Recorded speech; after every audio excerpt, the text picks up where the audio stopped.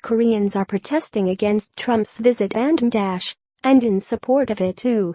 Seoul, just days ahead of President Trump's visit, hundreds of South Koreans took to the streets of the capital on Saturday in protest. But not everyone was against Trump's visit. Just a few blocks away from the main anti-Trump protest by the U.S. Embassy, a smaller pro-Trump demonstration was taking place. The two events reflected the conflicting concerns in South Korea at a time when many feel the risk of conflict with North Korea is running high.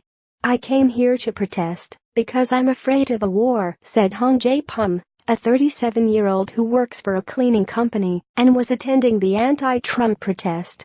"And if a war breaks out, we all die."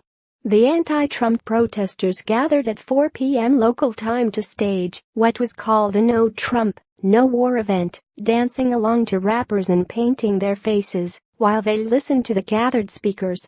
While the atmosphere was playful, sometimes the rhetoric wasn't. One widely distributed poster showed the president in a Nazi uniform and suggested he was preparing for an invasion of North Korea. "We hate Trump," went one song sang by the protesters. "We love peace. We love equality." Attendees said that they wanted to show the world that South Koreans were not seeking a conflict. "I want President Trump to know we do not want a war," said Yoo Seung-hyun, a 32-year-old activist, adding that Trump needed to understand that a lot of the problems on the Korean peninsula depend on him. "I hope that American citizens pay attention to what's happening here," said Kim Hyun-a, 49, a teacher who was attending the protest with her students. "War brings tragedy." A 5-minute walk away, there was a very different message being sent at a pro-Trump rally that had begun at 2 p.m. The president was being feted as the savior of South Korea. A far older crowd, many of whom were wearing military uniform, could be seen waving American flags and signs that said "Welcome Trump." Attendees were effusive in their praise for Trump, who they argued could help save ousted South Korean President Park Geun-hye, who is currently under arrest after a number of scandals. "I want Mr. Trump to destroy Kim Jong-un," said An Man-young, 70, referring to the North Korean leader. "And also release the innocent former President Park." "I'm not very worried about Trump putting South Korea in danger," said Baek Yong-chem, a 60-year-old who said he was a veteran of the Republic of Korea Marine Corps. "The United States would talk to the South Korean defense minister before anything happens." There was widespread support for military action among this relatively small crowd.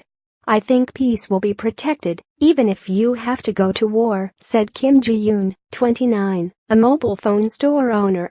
"I support the military option against Kim Jong-un," said Baek. "He needs to be killed because he is crazy." These protests were just two of a number of events planned over the next few days that reflect some of the wider divisions over Trump, who is due to arrive in Seoul on Tuesday.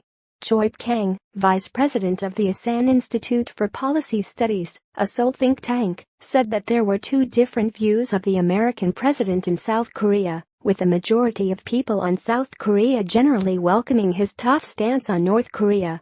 On the other hand, many also worry about the possibility of war or the use of force by the Trump administration, Choi added.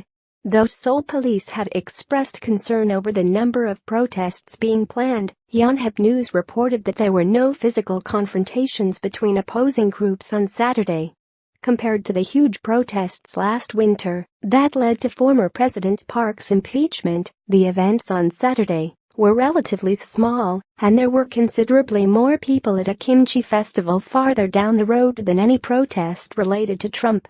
Polls show considerable opposition to Trump in South Korea. One recent Pew poll found that more than 3/4 of South Korean respondents consider Trump dangerous, but David Straub, a former State Department official and the author of a book on anti-Americanism in South Korea, said that so far the anti-Trump protests were far smaller than anti-US protests that took place in the late 1990s and early 2000s.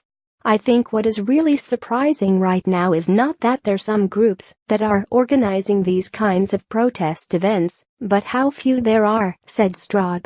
South Koreans may not regard Trump as a kind of usual American president about whom people can protest here and expect that it will do any good at all," added Strad. "In fact, I think that most South Koreans are probably worried that protesting his visit or being too directly critical of Trump will result in him becoming very peeved and maybe saying damaging things." Indeed,